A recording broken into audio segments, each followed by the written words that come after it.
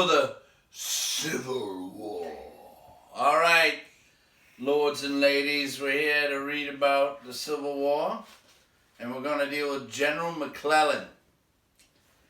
Not a big fan of Mr. McClellan. Kind of didn't fight. He kind of chickened out. He never really tried to fight. And then he tried to run for president later on against Lincoln. Not very good.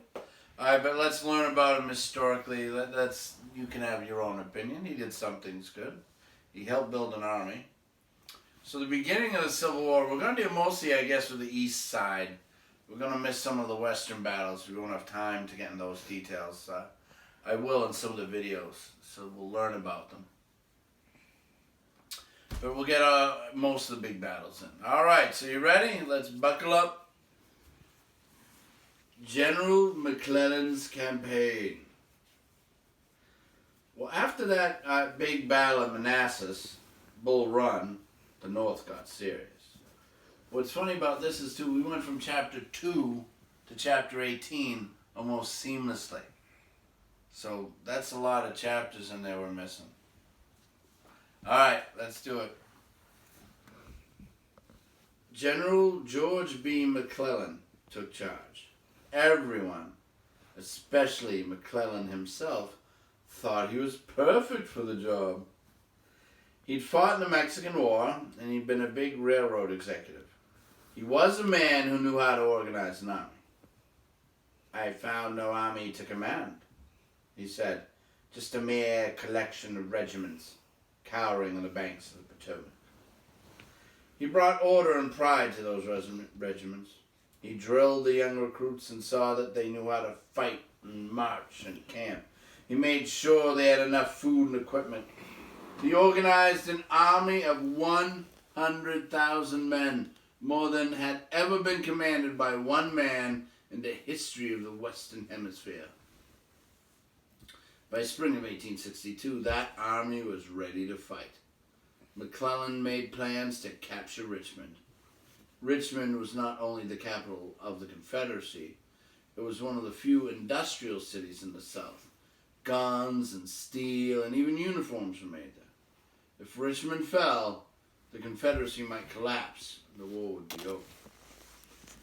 McClellan planned to take most of his army by boat to the Virginia Peninsula, that land between the York and James Rivers. Look at the map opposite. You can film the map. There we go. And at the peninsula. Do you see some familiar places? How about Yorktown and Williamsburg? Okay, we can go back. Now think about marching an army from Washington, D.C. to the bottom of that Virginia Peninsula. McClellan had 100,000 men, 2,500 supply wagons, 300 cannons, and 25,000 animals to worry about. 400 ships were needed to transport and supply the Union forces.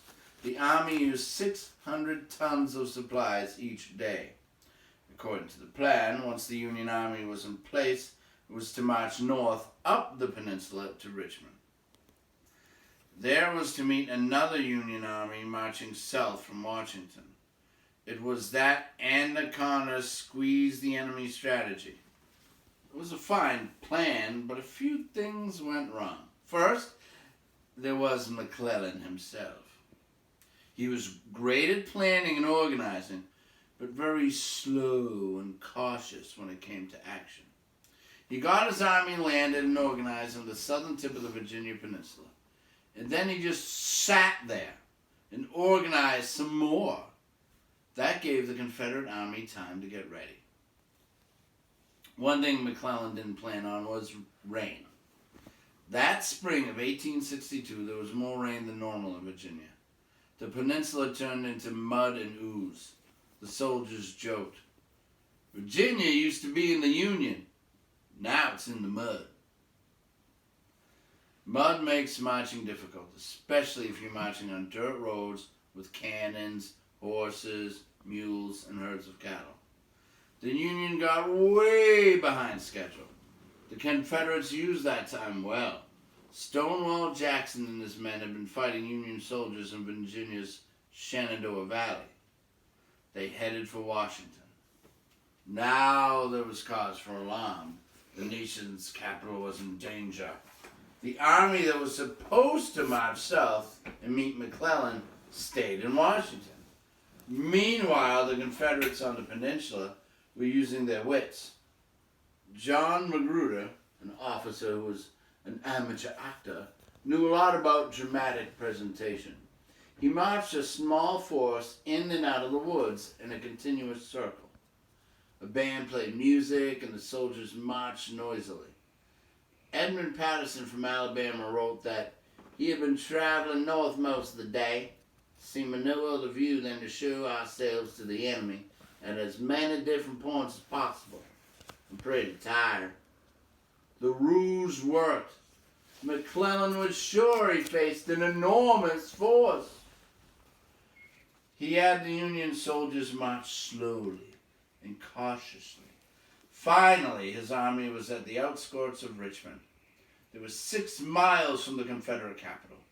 Union soldiers could hear the city's church bells. Now McClellan seemed really frightened. He believed the Confederate army was much larger than the Union army. The opposite was true. He hesitated. The Confederates took advantage of McClellan's indecision. Robert E. Lee was a man who rarely hesitated. He attacked. For 7 days, the two armies battled fiercely.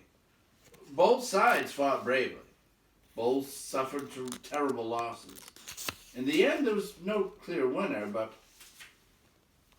McClellan's confidence was destroyed. He would not stay around to continue the fight. He ordered his army to retreat. He ran away from the fight.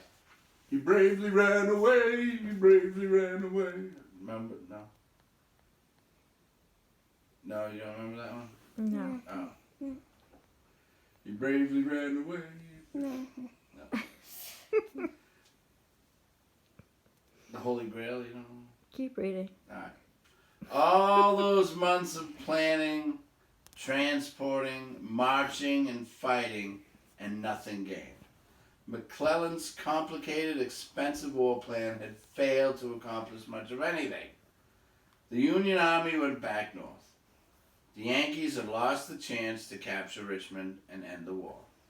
It would be 2 years before it came again. The rebels hadn't accomplished much either in those 7 days of awful fight. They had had a few chances to finish off the Yankee army, and they hadn't done it. The next 2 years brought many bloody encounters and much frustration. And not just on battlefields in the east.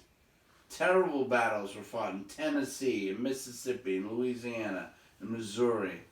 In the west, the Union forces often seemed to be ahead. In the east, it was the Confederacy, but mostly it was a draw. But something did happen in May of 1863 that made a difference. It was a clash at dusty Chancellorsville, Virginia, a crossroads edging an area so dense with trees that it was called the Wilderness. Another battle would be fought there a year later. Lee was outnumbered almost 2-1, and yet he won the fight. But it wasn't worth the cost. Stonewall Jackson was wounded by one of his own men in the smoke and confusion of battle. In war, it is not unusual for soldiers to be hit by bullets fired by their own companies. Actually, in detail, Stonewall Jackson was scouting to do a night attack to finish the job. And it wasn't just smoke, it was also the nighttime. So I want to be a little more accurate. And it doesn't mention it, but McClellan was fired by this point.